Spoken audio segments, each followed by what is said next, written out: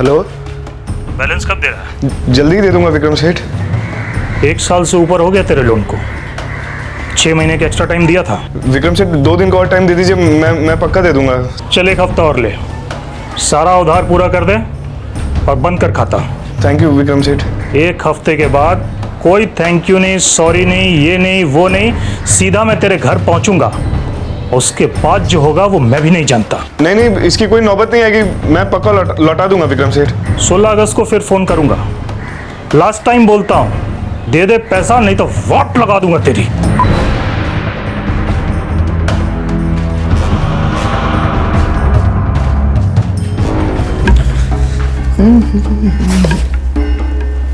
ओए मिस, बुद्धि का क्या हो गया? नहीं, कुछ नहीं। अरे यार, तेरे चेहरे से साफ साफ दिख रहा है कुछ तो हुआ है। बोल क्या हुआ? मुंबई के मीरा रोड का रहने वाला एक युवक अमित बेहद परेशान था कि वो अपना एक प्राइवेट लोन कैसे चुकाएगा। महाजन की धमकी से अमित कांप गया था। उसके पास अपना घर और अपनी जान बचाने के लिए सिर्फ 1 ही हफ्ता बाकी था।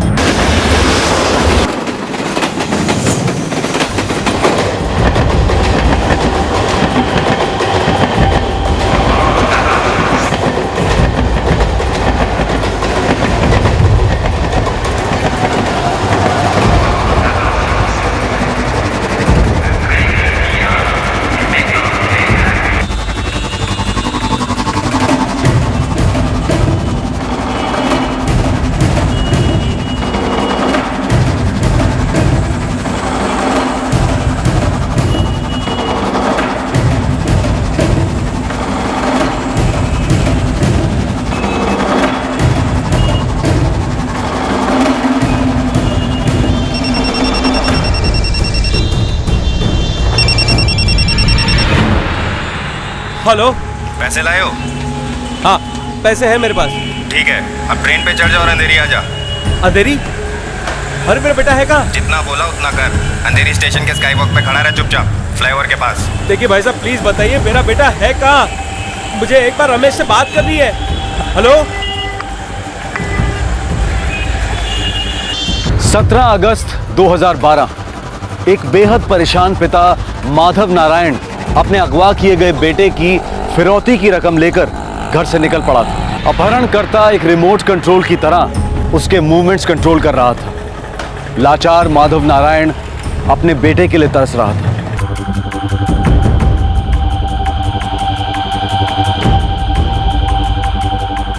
वो लोग मुझे अंधेरी स्काई वॉक पर बुला रहे हैं।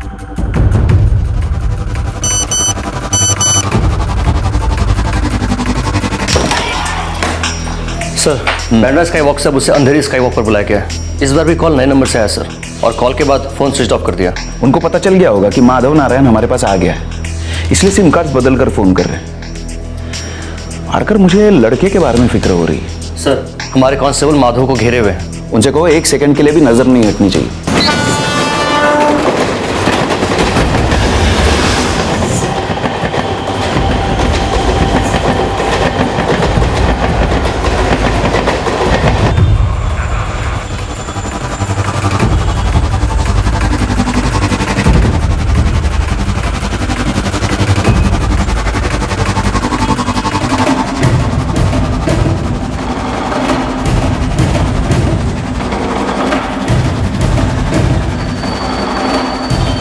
आखिरकार ये क्या खेल खेला जा रहा था? कौन था इस किडनैपिंग के पीछे और ये किडनैपिंग क्यों हुई थी? सीमेंट माधव सेठ आज 2 कामगार कम पड़ रहे हैं। वही होंगे मोर्गन और कुमारेश। हाँ सर, वही 2। हर 2 दिन के बाद डांडी मारते साले। सचिन एक काम करो, हाँ, अब जब आएंगे ना वो काम पर तो उनको फाइनल वार्निंग दे दो। अब अगर एक भी दिन छुट्टी ली तो हमेशा के लिए छुट्टी कर देंगे। ठीक है सर। इंजीनियर साहब होंगे, परेशान हो गए होंगे, काम नहीं हुआ ना। हेलो, माधव नारायण। हाँ जी बोल रहा हूँ। कौन बोल रहे हैं? मुझे 10 लाख चाहिए। क्या? कौन हो तुम? मैं हूँ कोई, तू बात सुन। मैंने तुझे फोन किया है क्योंकि तू मुझे 10 लाख दे सकता है और तू जरूर देगा। पागल हो गए हो क्या? तेरा लड़का रमेश मेरे साथ में है, मेरे हाथ में है। क्या मतलब? हमने उठा लिया है तेरे बड़े लड़के को, और अगर तूने 10 लाख नहीं दिए तो तेरा छोटा लड़का इकलौता बन के रह जाएगा। कुछ सोच मत, पुलिस का तो सोचियो भी मत। फटाफट पैसे जमा कर, कैश, फिर फोन करूंगा। हेलो हेलो हेलो, क्या हुआ सेठ? मेरा बेटा रमेश। रमेश को क्या हुआ? The number you have dialed is currently switched off.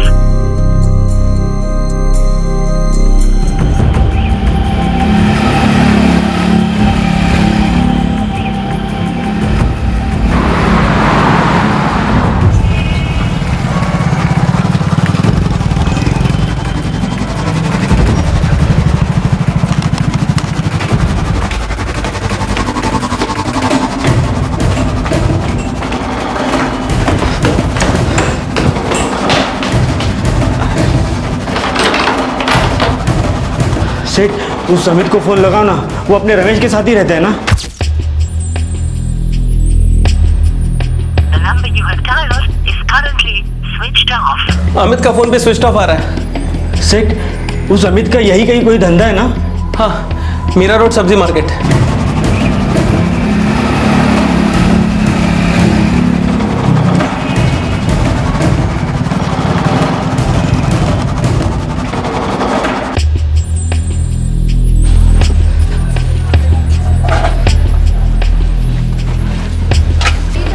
भाई अमित कहाँ मिलेगा?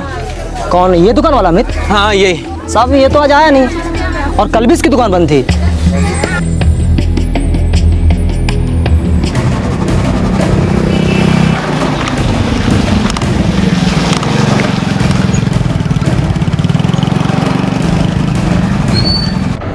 नहीं तो रमेश का तो कोई फोन नहीं आया।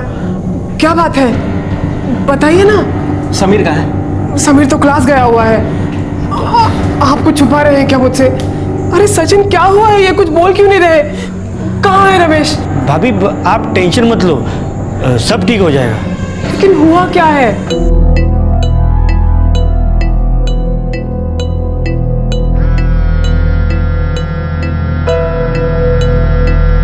क्या बात है पापा? तुम्हारी रमेश भैया से लास्ट कब बात हुई थी? वही कोई 2-4 दिन पहले। क्या हुआ रमेश भैया के साथ? कुछ नहीं, मैं बाद में फोन करके बताता हूँ बेटा। देखिए आप मुझसे सहा नहीं जा रहा है। अभी बताइए क्या हुआ है? मीरा, मुझे एक फोन आया। उस आदमी ने मुझे कहा कि उसने रमेश को किडनैप कर लिया है और मुझसे 10 लाख रुपए मांगे। हे भगवान, ये क्या कह रहे हैं आप?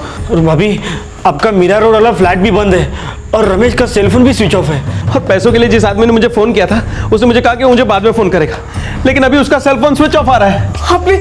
आपने उस अमित से बात की? वो तो रमेश के साथ ही रहता है, उसे कुछ पता है क्या? अमित का फोन स्विच ऑफ है और उसकी दुकान भी 2 दिन से बंद है।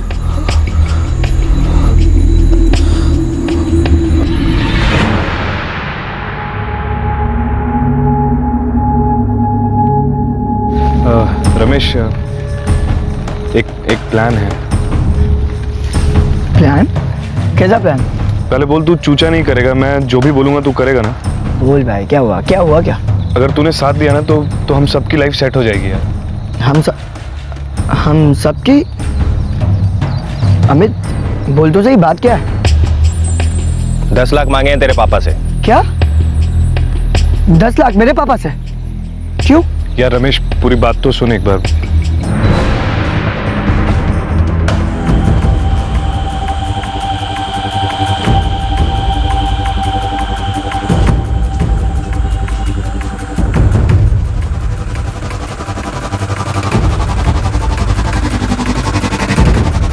तुम लोग ऐसा सोच भी कैसे सकते हो? तुम लोग मेरे पापा को लूटोगे? यार समझने की कोशिश कर रमेश। 10 लाख में सिर्फ तेरी ही नहीं, हम सबकी लाइफ सेट हो जाएगी। लाइफ सेट हो जाएगी? और तू अमित, तू पागल हो गया? तू ऐसा सोच भी कैसे सकता है? मेरे पापा ने तेरे लिए कितना कुछ किया है, कितनी हेल्प की है, और उसके बाद भी तू ऐसे हरकत करेगा? हाँ यार रमेश, समझने की कोशिश कर यार।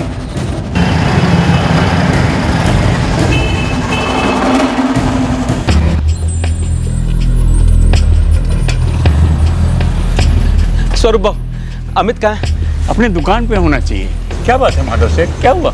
मेरा बेटा रमेश किडनैप हो गया है। पैसों के लिए फोन भी आ गया है। रमेश का फ्लैट बंद है और आपके बेटे का मोबाइल स्विच ऑफ आ रहा है। हे भगवान, ये हो क्या रहा है? स्वरूप भाऊ, मुझे रमेश के लिए बहुत डर लग रहा है। माधव सेठ, मैं कसम से बोल रहा हूँ, मुझे कुछ नहीं मालूम। अमित को तो 1 हफ्ते से देखा ही नहीं। वो तो मीरा रोड से यहाँ आया ही नहीं है। माधव से वो किडनैपर का दोबारा फोन भी नहीं आया। कुछ तो लोचा है। मैं क्या कहता हूँ, हम लोग पुलिस के पास चलते हैं। माधव नारायण बोईसर का रहने वाला था, जो थाने जिले में पड़ता है, मुंबई से लगभग 110 किलोमीटर दूर।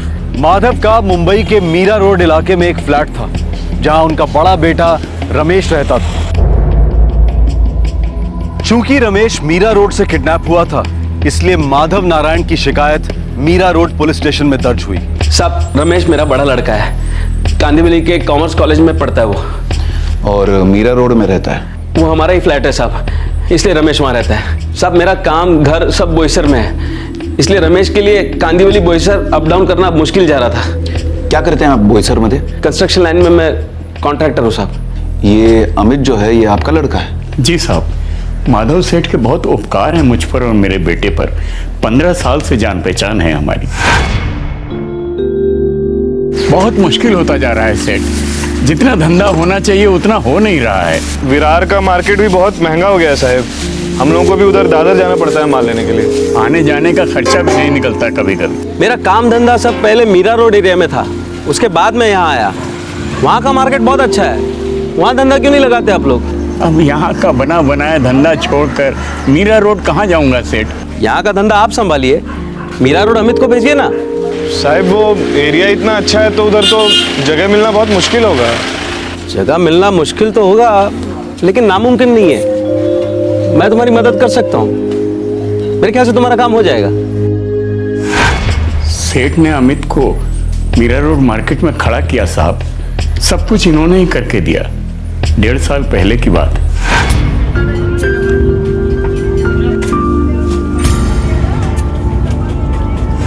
और अमित आपके बेटे रमेश के साथ रहने लगा? साहब, अमित के लिए भी बोईसर से मीरा रोड अप डाउन करना मुश्किल जा रहा था, तो उसी ने मुझे पूछा रमेश के साथ रहने के बारे में। मैंने भी सोचा मेरा लड़का अकेला रह रहा है तो। ये तो बहुत अच्छी बात है, रमेश भी अकेला नहीं पड़ेगा। अमित का सब्जियों का धंधा बहुत अच्छा चल रहा है। उसने कहा वो वहां मुफ्त में नहीं रहेगा, 5,000 रुपया देगा महीने का किराया। मैंने बोला ठीक है। ठीक ही है ना? हाँ हाँ, बिल्कुल ठीक है। उससे कहिएगा कि वो पैसे रमेश को ही दे दे। रमेश के भी तो अपने खर्चे है ना, क्लासेस और ये और वो। 12th के बाद मैं भी रमेश भैया और अमित भैया के साथ रहूंगा, वो मीरा रोड वाले फ्लैट में। वहीं अच्छे से कॉलेज में एडमिशन लूंगा और वहीं पढ़ूंगा। साहब, ये अमित पिछले 1.5 साल से मेरे लड़के रमेश के साथ रह रहा है। सर, रमेश और अमित दोनों के सेलफोन स्विच ऑफ बता रहे हैं, जैसा कि मिस्टर माधव ने कहा। और जिस नंबर से फिरौती के लिए कॉल आया था वो भी स्विच ऑफ है सर। लोकेशंस? 11:30 बजे तक नायगांव था। साहब, जब मुझे फोन आया किडनैपर का तब 12:15 बजे थे। उस वक्त उस नंबर का लोकेशन भी नायगांव ही था। ऐसा हो सकता है कि ये अमित जो है वो किस किडनैपिंग में शामिल हो। साहब, अमित ऐसा क्यों करेगा? नहीं नहीं, वो ऐसा कर ही नहीं सकता। वो भी माधव सेठ जैसे देवमानुष के साथ कभी नहीं। साहब, जिस आदमी का फोन आया था वो अमित तो नहीं था, ये मैं पक्का बता सकता हूँ, क्योंकि उसकी आवाज में पहचानता हूँ। शायद वो इन्वॉल्व ना हो, लेकिन स्वरूप भाव, माधव सेठ, इस केस को लेकर अब तक हमें जो इन्फॉर्मेशन मिली है उसके हिसाब से उंगली अमित पर ही उठ रही है। कॉलर ने फोन करके आपसे 10 लाख रुपए की फिरौती मांगी। ऐसा अर्थ है कि कॉलर को पता है कि आपकी ताकत है 10 लाख रुपए देने की, यानी कि वो आपके जान पहचान के, लेकिन उसने दोबारा आपको फोन नहीं किया। कोई बहुत बड़ा प्लानिंग वाला गेम खेल रहा है। साहब, मेरा लड़का मेरे लिए सब कुछ है। पैसे तो आते जाते रहते साहब। हाँ, बोलिए ना क्या करना है, कैसे करना है, लेकिन मेरे लड़के को कुछ नहीं होना चाहिए साहब। कुछ नहीं होगा माधव सेठ, मैं पर्सनली आपके सारे कॉल्स मॉनिटर करूंगा। अब अगर उसका फोन आता है तो मैं क्या बोलूं? बातों में उलझाए रखो। बोलो कि रमेश से बात करनी है। हमें जितना ज्यादा वक्त मिलेगा उतनी आसानी से हम कॉलर के लोकेशन के बारे में पता कर सकते हैं।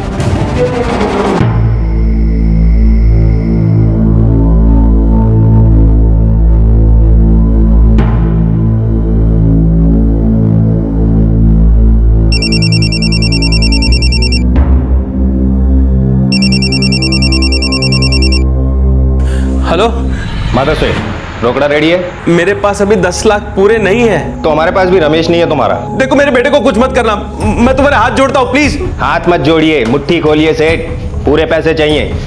कल सुबह बैंड्रा वेस्ट स्काई वॉक पर आ जाओ, ठीक 10 बजे। एक बार मेरी रमेश से बात करा, मुझे मेरे बेटे की आवाज सुननी है। बात करने के लिए जिंदगी पड़ी है सेठ, पैसे जमा करने के लिए सिर्फ कल सुबह तक का टाइम है तुम्हारे पास। क्या हुआ? क्या कहा उसने? रमेश ठीक तो है ना? मुझे पैसे लेकर बांद्रा स्काईवॉक बुलाया, बोल रहा था कि पैसे मिलने के बाद रमेश को छोड़ देंगे। तो दे दीजिए पैसे, मेरे रमेश को कुछ नहीं होना चाहिए, मैं पहले कह देती हूँ। दे दीजिए उसको पैसे, दे दीजिए।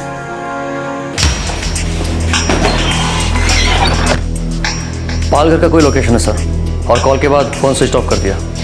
ये एक आदमी का काम नहीं हो सकता वाड़कर, ये लोग अपना लोकेशन कंटिन्यूसली बदल रहे हैं। सर ये अमित माधव नारायण और उसकी फैमिली के काफ़ी क्लोज रहा है और 1.5 साल रमेश के साथ रहा है, फिर अचानक ये किडनैपिंग में क्यों शामिल होगा और ऐसे आदमी से फिरौती मांगेगा जिसने इसका पूरा दिमाग जमा कर दिया। इस अमित का मोटिवेशन क्या हुआ होगा ये हम नहीं जानते। हाँ, पर वाड़कर इतना अनुमान लगाया जा सकता है कि आज की महंगाई के ज़माने में संस्कार और उसूल टिकते नहीं हैं, झुक जाते हैं। जब जायज़ तरीके से पैसे हाथ नहीं लगते तब गलत काम के बारे में दिमाग में ख्याल अपने आप आने लगते हैं। सर वैसे मैंने अमित के पहले के फ़ोन कॉल्स भी ट्रैक किए हैं, लेकिन मुझे बहुत ताज्जुब हो रहा है सर कि अमित 1.5 साल से अपने साथ रह रहे रूममेट की किडनैपिंग कर सकता है, जबकि रमेश के पिता ने अमित के लिए एक बाप की भूमिका अदा की है।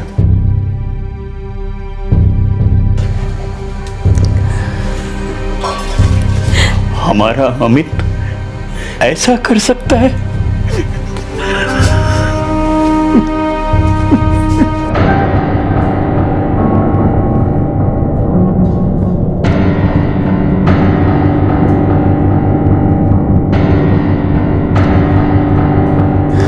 सुनिए, ये अमित ऐसा क्यों कर रहा है? मीरा, अभी हमें पक्की तरह मालूम नहीं है कि ये सब अमित ही कर रहा है, इसलिए इल्जाम लगाना ठीक नहीं होगा। अगर निर्दोष है वो तो गायब क्यों है? मुझे तो लगता है इसमें अमित का ही हाथ है।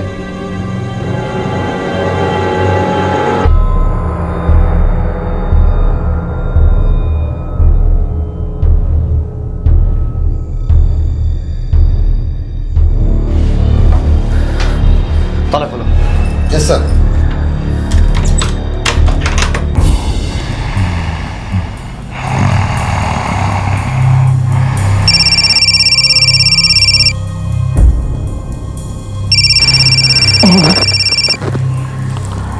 हेलो, विक्रम कपाड़िया। हाँ बोल रहा हूँ। सर घर में कुछ नहीं मिला, सब कुछ बिल्कुल नॉर्मल है, वैसा का वैसा ही।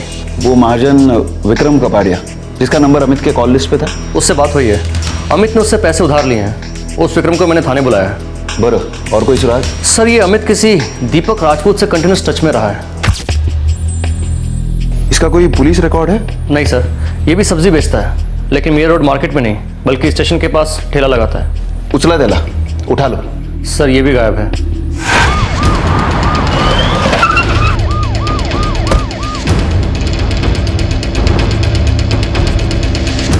कुछ कहा वहाँ नहीं, बस चले गए।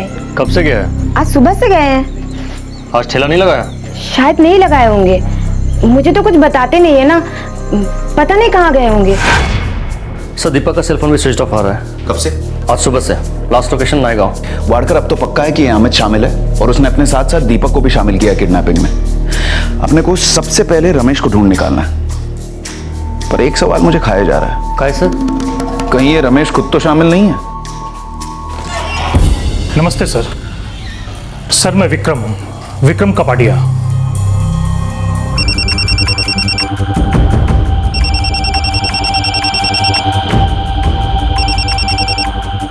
हेलो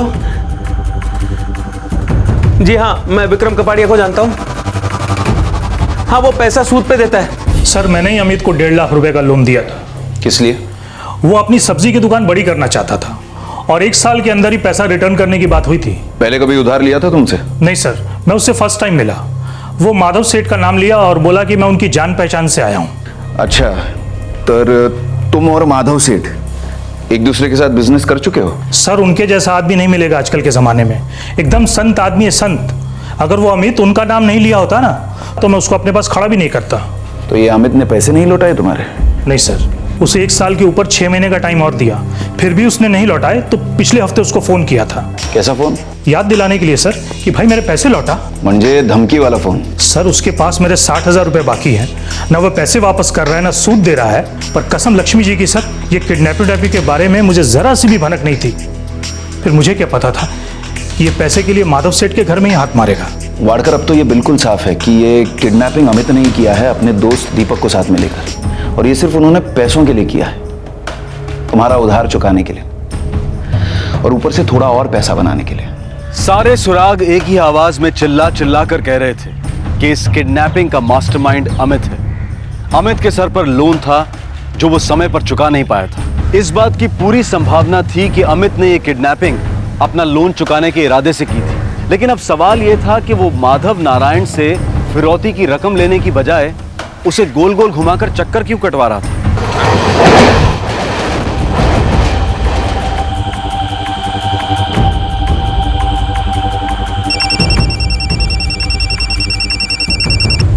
हेलो, रात 9 बजे जोगेश्वरी रेल यार्ड। अरे क्या गेम खेल रहे हो मेरे साथ? देखो ये नाटक बंद करो और मेरी रमेश से बात करो। मैंने ईमानदारी से पैसे जमा किए हैं ना तुम्हें देने के लिए। मैं भी ईमानदारी से बोल रहा हूँ सेठ, सब्र रखो, रमेश मिल जाएगा आपको आज रात 9 बजे।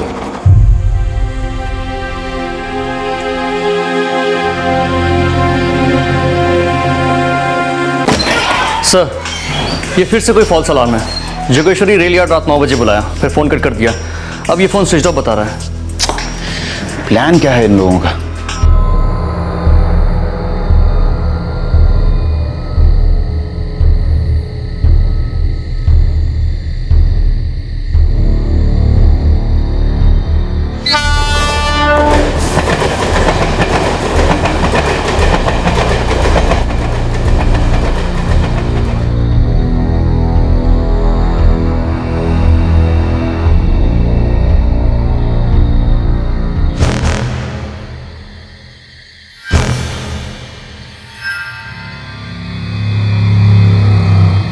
पैसे दो, पैसे दो जल्दी।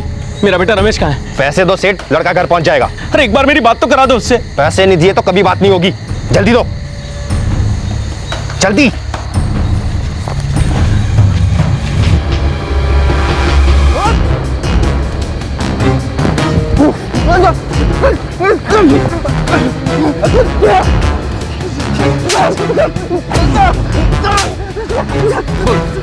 रमेश कहाँ है? मुझे नहीं मालूम साहब, वो अमित के साथ होगा। तो फिर अमित कहाँ है? मुझे नहीं मालूम साहब, मुझे सच्ची नहीं मालूम साहब, सच बोल रहा हूं, नहीं मालूम साहब।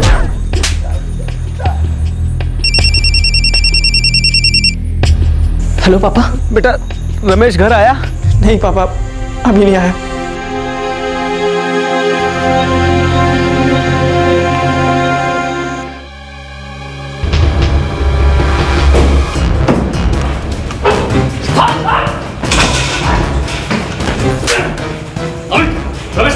सर मेरे को नहीं मालूम है सर। रमेश कुठे है? मेरे को नहीं मालूम सर।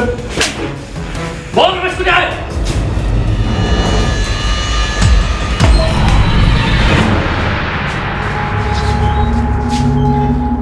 बता, जल्दी बता, रमेश कहाँ है? अरे ये लौकर बोल। अमित बेटा बोल, कहाँ है रमेश? क्या किया तूने? कुछ गलत तो नहीं किया तूने माधव सेठ के बेटे के साथ? हे अमित, तेरी मेरे से क्या दुश्मनी है?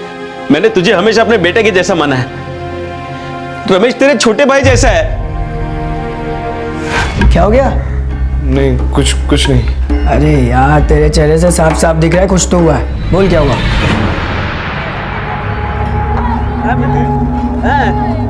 इतनी जल्दी 60,000 रुपए कहाँ से लाएगा बे? पता नहीं यार, मेरी तो लग गई है यार दीपक, मैं बर्बाद हो जाऊंगा यार। अरे वो लड़का है ना, वो जिसके साथ तू रहता है। कौन? रमेश? हाँ, उसके बाप से उधार ले ले, तगड़ा आदमी है ना। नहीं यार, उनसे और पैसे नहीं मांग सकता यार। उन्हीं के कहने पे तो विक्रम सेठ ने मेरे को उधार दिया है। मैं उनसे और पैसे मांगूंगा, बड़ा अजीब सा लगेगा, और वो मेरे को पैसे देंगे भी नहीं। एक तरीका है उनसे पैसे निकलवाने का। क्या? उस रमेश को साथ में लेना होगा।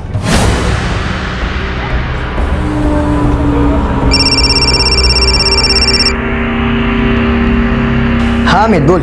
हाँ रमेश, थोड़ा काम था यार। अब बोल भी दे यार, काफी टाइम से अपना चेहरा लटकाए घूम रहा है। बोल। तू मिल सकता है क्या? तू मिलेगा तो तेरे सामने बोलूंगा मैं। हाँ बोलना, कहाँ मिलना है? नए गांव स्टेशन आ सकता है क्या? नए गांव?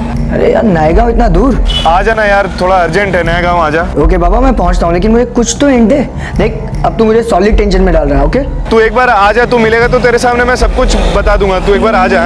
मैं तेरा वेट कर रहा हूँ। अमित तो चुप क्यों है? मेरा बेटा रमेश कहाँ है? तुम लोग मेरे पापा को लूटोगे? मेरे पापा को? यार समझने की कोशिश कर रमेश। 10 लाख में सिर्फ तेरी ही नहीं, हम सबकी लाइफ सेट हो जाएगी। तू पागल हो गया? तू ऐसा सोच भी कैसे सकता है? मेरे पापा ने तेरे लिए कितना कुछ किया है, कितनी हेल्प की है, और उसके बाद भी तू ऐसे हरकत करेगा? हाँ देख रमेश, इतना उछल मत। हमारा साथ दे, नहीं तो सच में उठा लेंगे। उठा लेंगे? किडनैप। किडनैप? अब समझा। अमित इसलिए तूने मुझे इतना दूर नायगांव मिलने बुलाया? मुझे कुछ सूझ नहीं रहा है, मैं क्या करूं? सूझ नहीं रहा है तो तू ऐसा घटिया प्लान बनाएगा तेरे दोस्त के साथ मिलकर? हाँ तू मेरी किडनैपिंग करेगा? तुम लोग पागल हो गए हो। पैसा नहीं मिला तो सच में पागल हो जाएंगे, डूब जाएंगे सबके सब। तुम लोग पागल भी हो चुके हो और डूब भी गए हो। तुम लोग को क्या लगता है तुम लोग मेरे पापा को लूटोगे और ऐसे मैं चुपचाप देखते रहूंगा? अमित मेरी तरफ देख, मेरी आंखों में देख। क्या पागल हो गया तू? मेरे पापा ने तेरे लिए कितना कुछ किया, कितनी हेल्प की, और उसके बाद भी तुम दोनों को छोड़ूंगा नहीं, जेल भिजवा कर रहूंगा। देखो यार अमित, हाँ अगर ये भौंका ना तो हम दोनों के गले में पुलिस का पट्टा होगा। यार अब क्या करेंगे दीपक? अब सबसे पहले इस हीरो को रोकना होगा, चुप कराना होगा इसको।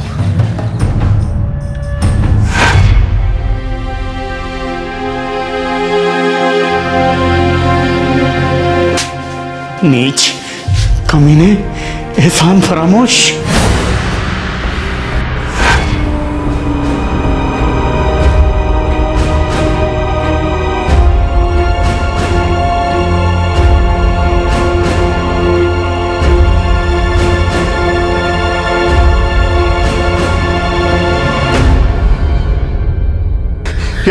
यार दीपक, ये क्या किया हमने यार?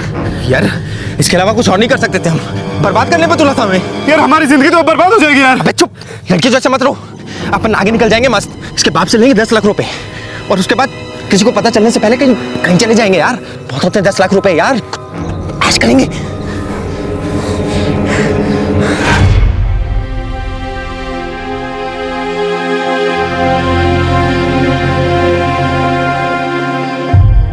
वाडकर, नायगांव तालाब पर एक टीम भेज दो। यस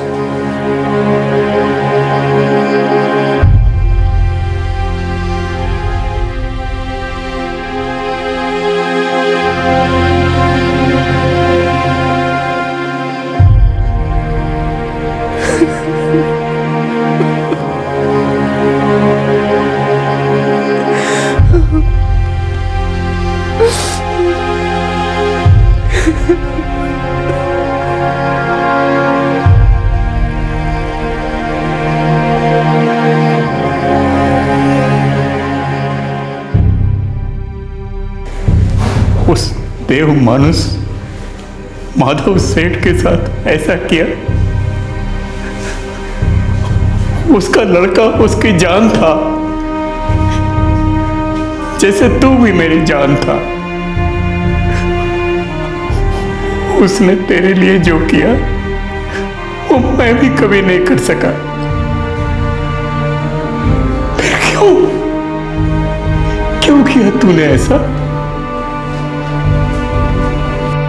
अमित और दीपक को थाने सेशन कोर्ट में पेश किया गया।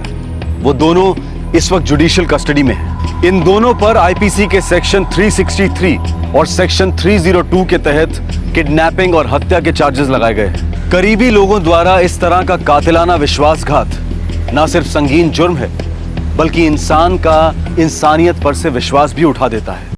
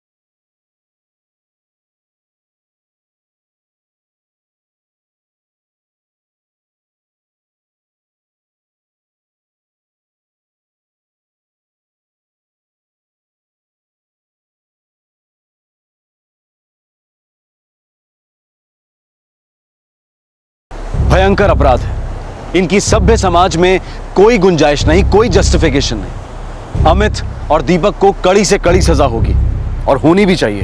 हमारे आज के एपिसोड की दूसरी कहानी।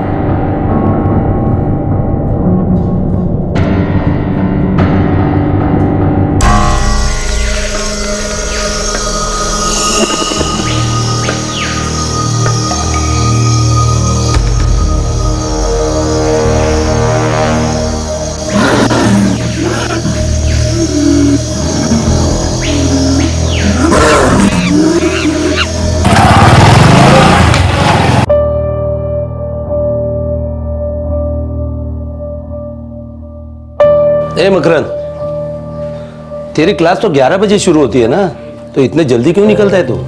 आओ बाबा, मकरंद दादा नेशनल पार्क में तफरी करते हैं। तफरी? म्हणजे काय रे, जो इतनी सुबह तू रोज रोज जाता है? कुछ नहीं हो बाबा, बस मुझे वहाँ थोड़ी देर बैठना अच्छा लगता है। तुम अकेले ही बैठे हो वहाँ, या कोई लड़की वड़की का चक्कर है?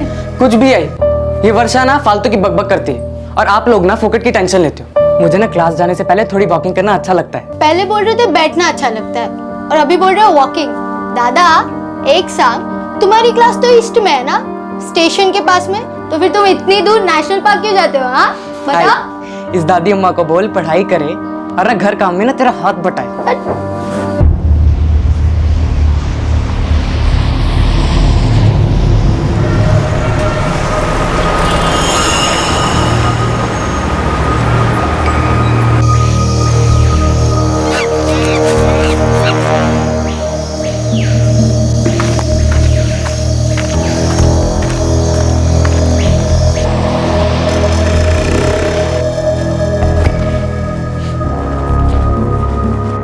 उन्नीस वर्षीय मकरंद गावड़े अपने माता पिता का बड़ा लड़का था। उसकी छोटी बहन थी वर्षा।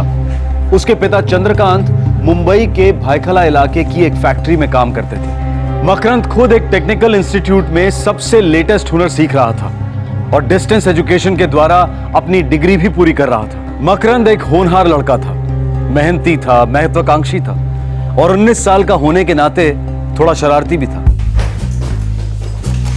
कोई लड़की है गारंटी। अरे सुमड़ी में कुमड़ी है ये मकरंद, हम सबसे छुपा रहा है। अबे जाओ, मैं तुम लोग जैसा ना फट्टू चंदनी हूँ, गर्लफ्रेंड रखूंगा ना तो खुल्लम खुल्ला। अच्छा, तो तू क्लास आने से पहले नेशनल पार्क क्यों जाता है बे? मक्खी मारने। वो भी वहां आती होगी कोई पे, क्या वीडियो दिखा यार। मुझे ना नेचर में अच्छा लगता है मिस्टर किरीट। तुम लोग को क्या प्रॉब्लम है? देख भाई, हम लोग उतने डफर नहीं है जितना तू समझता है। मकरंद बता भी दे यार कौन है। मैं ना वहां पे मोबाइल में फोटो लेने जाता हूँ, प्रकृति की। तो उसका नाम प्रकृति है? अबे साले, लड़कियों की प्रोफाइल चेक करने से थोड़ा सा टाइम मिले ना तो मेरी फ्रेंड्स बुक की वॉल भी चेक कर ले। हर रोज नया फोटो अपलोड करता हूँ, नेचर की, वाइल्ड लाइफ की, प्रकृति की। समझे किरीट, मिस्टर वन ट्रैक दिमाग। एक दिन ना अपन इसका पीछा करते, जैसे ही लैप पड़ाएगा ना तब इसकी फटी हालत का फोटो खींचते, एकदम अवार्ड विनिंग फोटो होगी इसकी ऐसी। और जब मात्रे सर आएंगे ना तो तुम लोग के एक्सप्रेशन होंगे ऐसे। मैं तो रेडी फोटो खींचने के लिए। फिर क्लास के टाइम में बकबक बकबक। मकरंद गावड़े, तुम ही हो ये मंडला जमा करते हो, प्रैक्टिकल के टाइम में फालतू टाइम पास करते हो। सर नो सर, सर यही लोग मुझसे पूछ रहे थे कि मैं नेशनल पार्क क्यों जाता हूँ।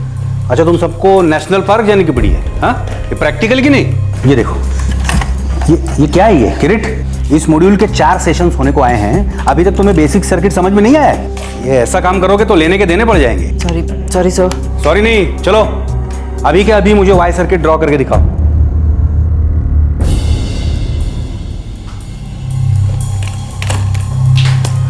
क्या हो रहा है भाई? किसका इंतजार हो रहा है? Y circuit, simple Y circuit. Sorry sir, नहीं आता। क्यों अपने माँ बाप के मेहनत का पैसा उड़ा रहे हो? डिप्लोमा तो मिलेगा नहीं तुम्हें, और अगर गलती से मिल भी गया तो उसके आगे तुम जीरो हो, बड़ा अंडा।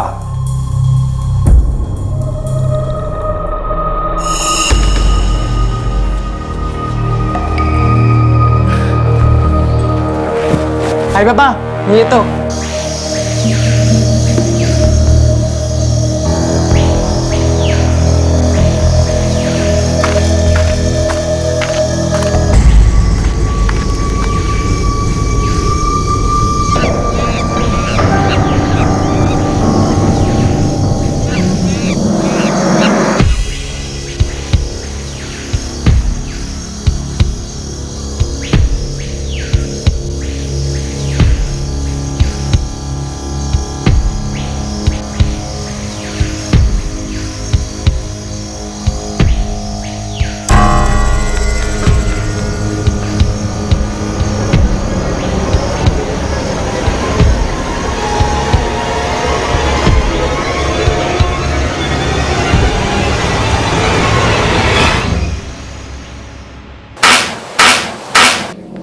हेलो बाबा, मकरंद दादा का सेल फोन स्विच ऑफ आ रहा है। मैं शाम 4 बजे से ट्राई कर रही हूँ। अरे उसके दोस्तों से बात की?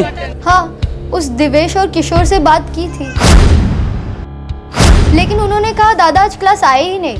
ठीक है, मैं घर पहुंच रहा हूँ, पता कर लेते हैं। हाँ,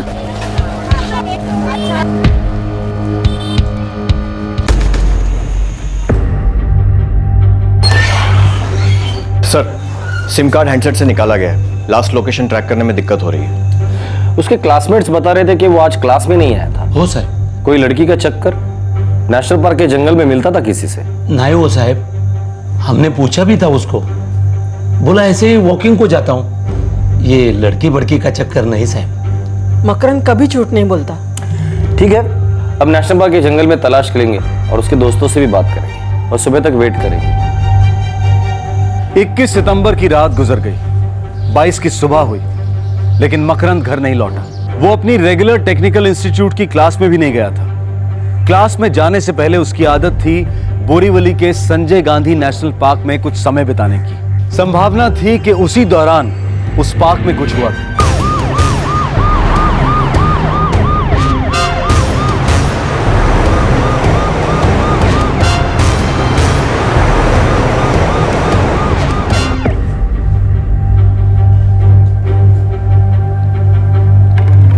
सर, जहाँ तक मुझे याद है मकरंद ने कभी क्लास को डांडी नहीं मारी है। मुझे भी कभी याद नहीं है सर। हमारा कोर्स तो है ही 1 साल का, तो हम सारी क्लासेस अटेंड करने की पूरी कोशिश करते हैं सर। नेशनल पार्क रोज जाता था, क्यों? पता नहीं सब, कभी ठीक से जवाब देता नहीं था। कभी बोलता था घूमने, कभी बोलता था फोटो लेने। किसी और से कभी कुछ बोला प्राइवेट में? No sir. नहीं सर। जी हाँ, मैं उनका टीचर हूँ।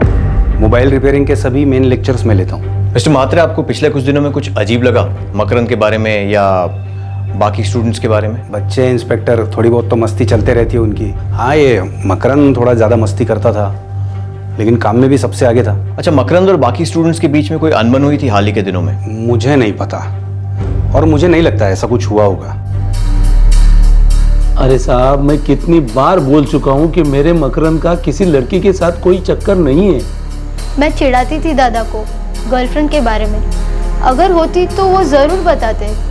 दादा एकदम फ्रैंक टाइप के हैं सर। हम सभी कोशिशें कर रहे हैं, पर अभी तक हमारे हाथ में कोई ठोस सुराग नहीं लगा। जैसे हमें कुछ पता चलेगा हम आपको कांटेक्ट करेंगे। तब तक के लिए हिम्मत रखिए।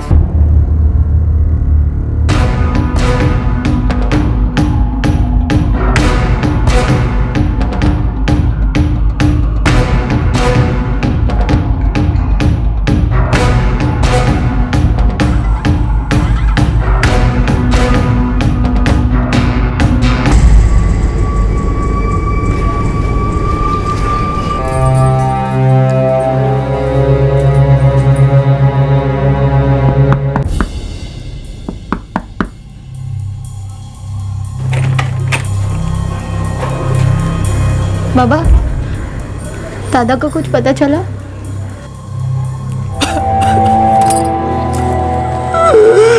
ए राजलक्ष्मी, संभाल अपने आप को। ऐसे कैसे गायब हो गया हमारा बेटा?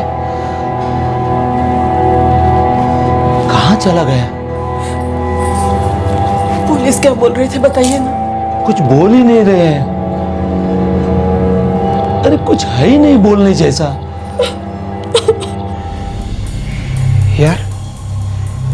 यार अपने मकरंद को क्या हुआ होगा? पता नहीं यार गौरव, मुझे बार बार लग रहा है वो नेशनल पार्क में कुछ गोची हुई है। गोची? कैसी गोची? लेपर्ड। क्या? हाँ लेपर्ड, मतलब तेंदुआ। हो सकता है तेंदुए ने अटैक किया हो, खा गया अपने मकरंद को। क्या बक रहा है बे? अरे न्यूज़ नहीं देखते क्या? पेपर नहीं पढ़ते? उधर ऐसा होते रहता है। कभी कभी तो तेंदुआ जंगल के बाहर भी आ जाता है। सर, मकरंद गायब हुआ 21 सितंबर को। उसके 2-4 दिन पहले तक नेशनल पार्क में किसी भी जंगली जानवर की साइटिंग नहीं हुई है। मुझे क्या खाया जा रहा है पता है कुलकर्णी? उसका सिम कार्ड क्यों नहीं ट्रैक हो रहा है? क्योंकि उसका सिम कार्ड मोबाइल से निकाला गया है। सिंपल। तो ये तेंदुआ जंगली जानवर वाला एंगल ही ड्रॉप कर दो। कुलकर्णी, ये किसी आदमी का काम है जिसने उसका सिम कार्ड निकाल कर रखा है। सर, मकरंद के मोबाइल रिकॉर्ड सारे चेक किए, कुछ भी ऐसा नहीं मिल रहा है जिस पर डाउट जा सके। घर से भागने वाले टाइप का लड़का नहीं, कोई लड़की का चक्कर नहीं, ड्रग वर्क्स नहीं, ट्रेनिंग क्लासेस में सब कुछ ठीक है, कोई पुरानी दुश्मनी नहीं, कुछ नहीं है। तो फिर इस लड़के के साथ हुआ क्या होगा कुलकर्णी?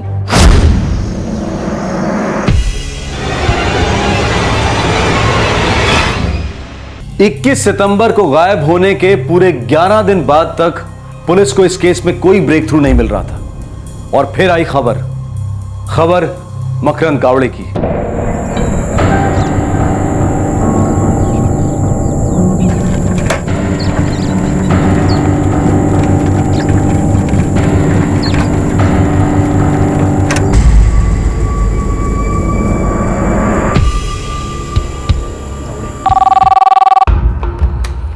नमस्कार, इंस्पेक्टर पोद्दार बोलते हैं। इंस्पेक्टर, मैं जुबिली टेक्निकल इंस्टीट्यूट से म्हात्रे बोल रहा हूँ। ये मुझे अभी नेशनल पार्क के फॉरेस्ट ऑफिसर का फोन आया था। क्या बोल रहे थे? एक बॉडी मिली है, जेब में मकरंद का आईडी कार्ड है। ये हमारे इंस्टीट्यूट का आईडी कार्ड।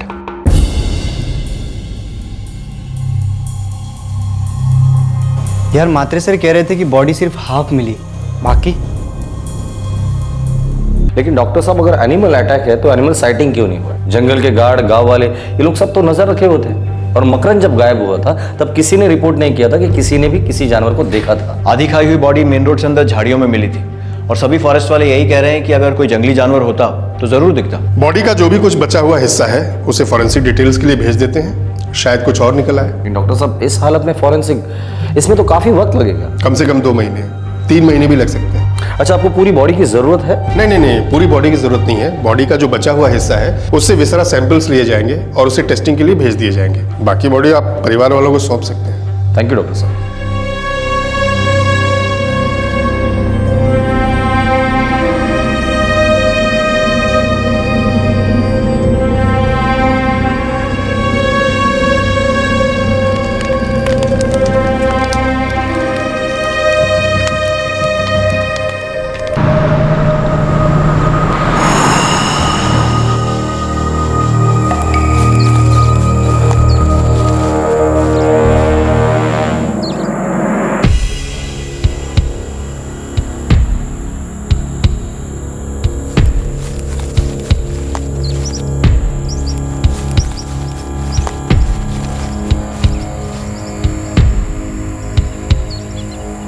लड़के के पैंट के जेब से हमें बटुआ मिला जो बुरी तरह फटा हुआ था, लेकिन कुलकर्णी, उसके मोबाइल का कोई भी पार्ट नहीं मिला।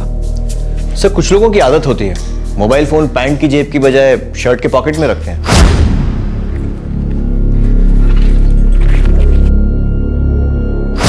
शायद एनिमल अटैक ही हुआ होगा। और कुछ क्या हो सकता है?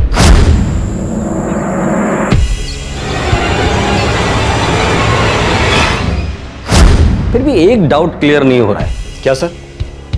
हमें इतने दिनों तक मकरंद की लोकेशन नहीं मिली और इसके लिए उसकी बॉडी नहीं मिली। और लोकेशन इसलिए नहीं मिली क्योंकि सिम कार्ड नहीं मिला। क्या मकरंद का सिम कार्ड सिर्फ इसलिए निकाला गया था ताकि हम लोग वहां तक ना पहुंचे, जानबूझकर? अगर जानबूझकर किया गया है तो सर फॉरेंसिक रिपोर्ट का इंतजार करना होगा। अगर उसमें एनिमल अटैक नहीं साबित होता है तो मतलब अपने हाथ कोई खतरनाक केस है सर।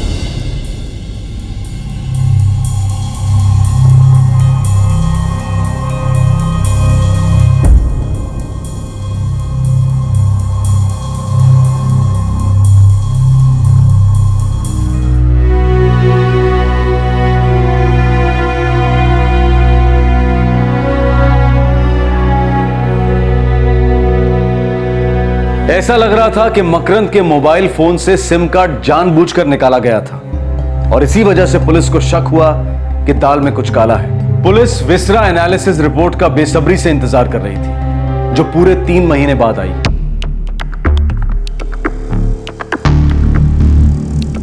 कुलकर्णी, हमारा शक बेबुनियाद नहीं था। क्या लिखा है रिपोर्ट में सर? बॉडी को जानवर ने खाया जरूर था, पर उसकी मौत काफी पहले हुई थी। इस मकरंद ने या तो सुसाइड किया है या उसका मर्डर हुआ है और उसके बाद आधा शव जानवर ने खाया है। सर, लड़का खुशमिजाज था, सब कुछ ठीक ठाक चल रहा था, फिर सुसाइड क्यों करेगा? यस कुलकर्णी, ये मर्डर ही है।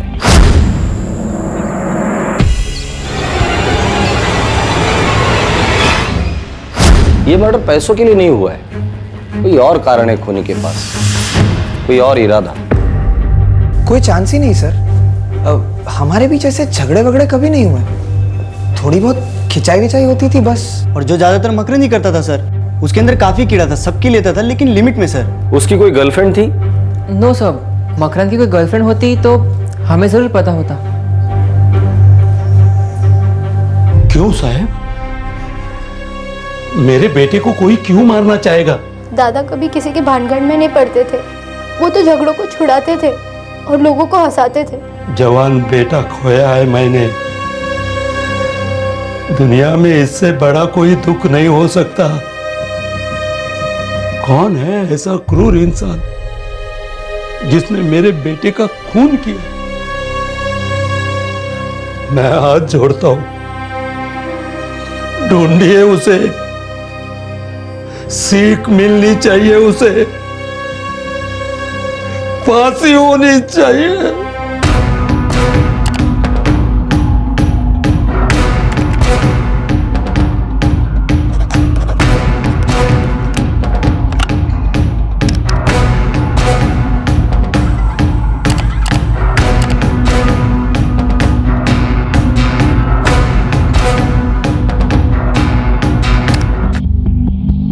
सर अभी तक कुछ भी नहीं। कुलकर्णी, कुछ ना कुछ तो होना ही चाहिए। सर मकरंद का सिम कार्ड निकालने के बाद जो हैंडसेट था उसकी डिटेल्स उसकी बहन वर्षा से ले ली है। शायद उससे कुछ पता लगे, शायद खूनी फोन इस्तेमाल कर रहा हो या बेचा हो और कोई और इस्तेमाल कर रहा हो। एक्सेलेंट कुलकर्णी, इस हैंडसेट को ट्रैकिंग पे डाल दो। इस हैंडसेट की डिटेल हर सर्विस प्रोवाइडर को दे देना। उसे स्पेशल रिक्वेस्ट करो कि इसे ट्रैकिंग करने में हमारी मदद करे। अगर कोई भी इसमें नया सिम कार्ड डालकर इसे एक्टिवेट करता है तो समझ लो इमीडिएटली हमारा केस भी एक्टिवेट हो जाएगा। कुलकर्णी, मुझे किसी भी हालत में ब्रेक थ्रू चाहिए। कत्ल हुआ था इसका मतलब कारण भी था, किसी को मकरंद की मौत से फायदा हुआ था या फिर उसे सुकून मिला था। पुलिस ने उसके हैंडसेट को टॉप प्रायोरिटी सर्विलेंस पर डाल दिया। ये एक चांस था उनके पास, अगर वो हैंडसेट एक्टिवेट होता तो ये केस आगे बढ़ता। दिन हफ्ते बने, हफ्ते महीने, लेकिन इस हैंडसेट की कोई खबर नहीं थी। ऐसा लग रहा था कि आखिरकार इस केस की फाइल बिना सॉल्व हुए ही क्लोज हो जाएगी। लेकिन मई 2012 मकरंद के कत्ल के पूरे 8 महीने बाद इस केस में एक मेजर ब्रेक थ्रू मिला।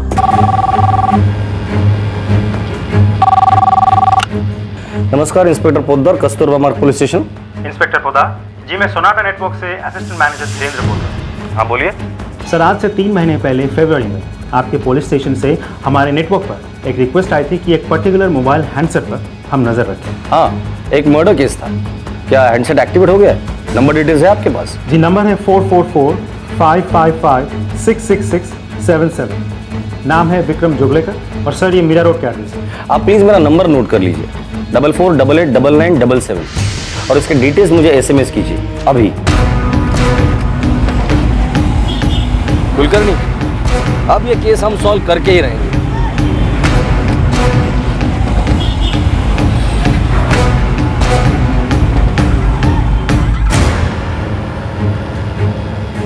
हो साहब, ये एड्रेस मेरा ही है और ये जो सिम कार्ड है जिसका नंबर 4445556677 है, ये मेरी दुकान से इशू हुआ था। पण साहब, मैं विक्रम जोगलेकर नहीं हूँ, मेरा नाम संदीप राणे है। तो फिर ये विक्रम जोगलेकर कौन है? सर, वो मेरा दोस्त है, उसको एक सिम कार्ड चाहिए था और उसके पास एड्रेस प्रूफ नहीं था, तो मैंने उसको अपने एड्रेस प्रूफ पे एक सिम कार्ड दे दिया। तेरा ये दोस्त विक्रम जोगलेकर, उसे फोन करके अभी के अभी यहाँ बुला, बोलना अर्जेंट है।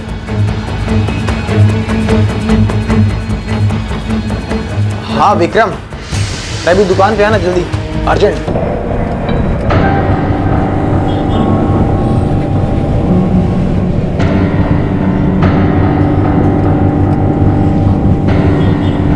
विक्रम जोगलेकर?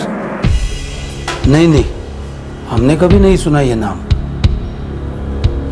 काय झालं बाबा? पुलिस वालों को कोई विक्रम जोगलेकर मिला है जो हमारे मकरंद का फोन वापर रहा था। लेकिन मकरंद दादा के मुंह से ये नाम तो कभी सुना नहीं। साहब, ये विक्रम।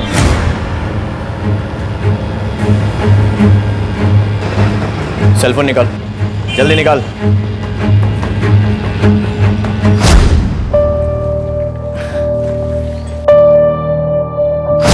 तेरा मकरंद गावड़े से क्या कनेक्शन है? कौन मकरंद गावड़े साहब? हाय शपथ साहब, मकरंद गावड़े कौन है मुझे नहीं पता। ये फोन मकरंद गावड़े का है, तुम्हें कहाँ मिला? ये फोन मुझको मिला साहब। मिला? हाँ मिला? कसम से साहब, नेशनल पार्क में पड़ा मिला। नेशनल पार्क बहुत बड़ा है, एग्जैक्ट लोकेशन बोल। वो तो मुझे याद नहीं साहब, बस मैं नेशनल पार्क से चला जा रहा था साहब, तो मुझे वही पड़ा मिला और मैंने उठा लिया। तू नेशनल पार्क क्यों गया था और कब गया था? कई महीने पहले की बात है साहब, मुझे ठीक से याद नहीं साहब। ए रो देख, 8 महीने पहले सितंबर में मकरंद गावड़े का मर्डर हुआ था और साथ में उसका मोबाइल फोन भी गायब हो गया था, जो अब तू इस्तेमाल कर रहा है। अब तू बोल, कुछ याद आ रहा है तुझे या हम याद दिलाएं? साहब वो जल्दी बोल। साहब मुझे फोन मेरे दोस्त ने दिया साहब। कौन दोस्त? किरीट मापसेकर नाम है उसका। सर मकरंद के साथ जुबली टेक्निकल इंस्टीट्यूट में पढ़ता था। तो तू क्लास आने से पहले नेशनल पार्क क्यों जाता है बे? मक्खी मारने। अक्टूबर में, और उसने मुझे फोन देके बोला कि जब तक वो ना कहे तब तक मैं इसे यूज ना करूं। किरीट Mapsekar,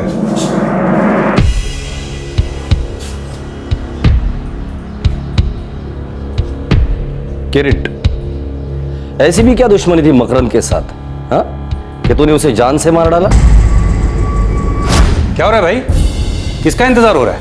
Y circuit, simple Y circuit. Sorry साहब, नहीं आता। क्यों अपने माँ बाप के मेहनत का पैसा उड़ा रहे हो?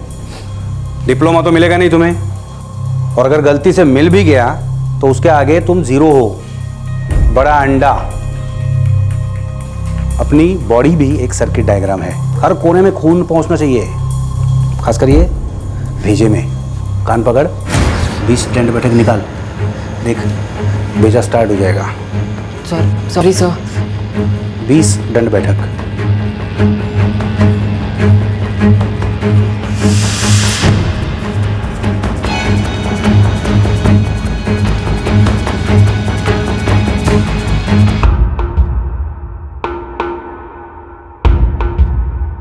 और 20।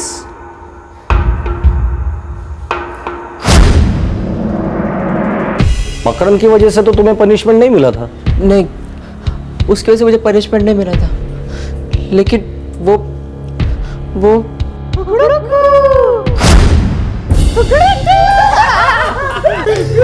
अभी तो 20 बार और देख मात्रे सर को, देख मात्रे सर।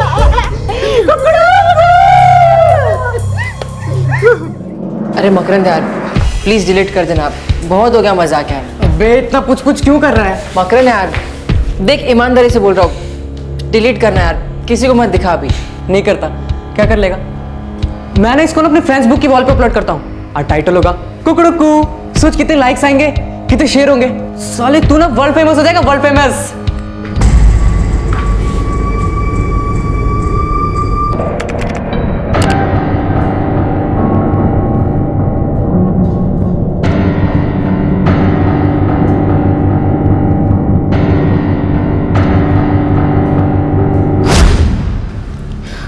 वो टॉर्चर कर रहा था सब।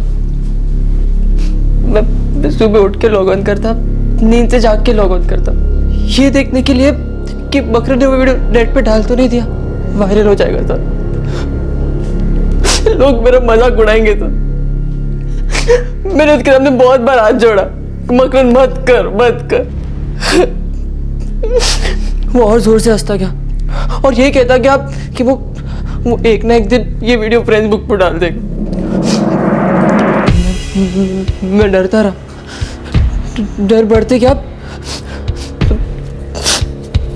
मैंने सोच लिया आज तक हो, अब इसका चैप्टर खत्म भी कर डालता हूँ।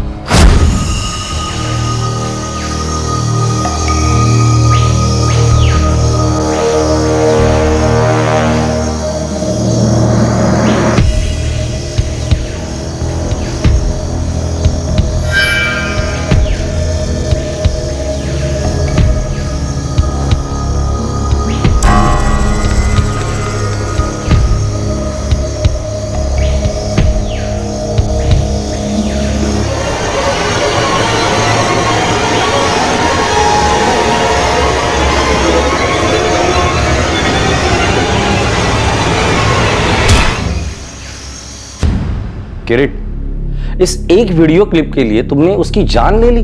वो रोज मेरी जान ले रहा था सब, मैं और क्या कर सकता था। ब्लैकमेल कर रहा था मुझे वो, नरक बनाकर लग दी थी लाइफ मेरी साले ने, हवे में लटका के रखा था मुझे। हाँ, मैंने किरीट मापसेकर को पनिशमेंट दी थी। पूरे क्लास के सामने कचरा करना, उसका इंसल्ट करना क्या इतना जरूरी था मिस्टर म्हात्रे? हमें ऐसे ही पढ़ाया गया है, हम ऐसे ही सीखे हैं। अब आजकल की पीढ़ी कितनी सेंसिटिव है, किस हद तक जा सकती है, ये सब मुझे नहीं मालूम। हाँ, मालूम होता तो नहीं करता इंस्पेक्टर। नो सर, हम तो ये फर्स्ट टाइम सुन रहे हैं। हमें तो मालूम भी नहीं था कि मकरन किरीट को ऐसे टॉर्चर कर रहा था। सर, मकरन में सॉलिड कीड़ा जरूर था, लेकिन मुझे डाउट है वो ऐसा मजाक करता। शक्यच नाही साहेब, आमचा मकरन ऐसा कर ही नहीं सकता। ये किरीट है ना, ये झूठ बोल रहा है। मकरन दादा सबको हंसाते थे, लेकिन ऐसे दूसरों पर मजाक करके नहीं हंसते थे। दादा किसी को इतना सताएंगे कि वो दादा का खून करेगा, ऐसा हो ही नहीं सकता। माझा मकरन खूप चांगला होता साहेब, वो सबकी मदद करता था, हम सबके लिए कुछ अच्छा करना चाहता था। वो ऐसे कैसे कर सकता है? मकरंद का सेल फोन हम लोगों ने फॉरेंसिक लैब में भेज दिया, वो लोग सारा डेटा रिट्राइव करेंगे, तब हमें पता चलेगा कि मकरंद ने ऐसा कोई वीडियो बनाया भी था या नहीं। गावड़े साहब, सच तो सामने आकर ही रहेगा।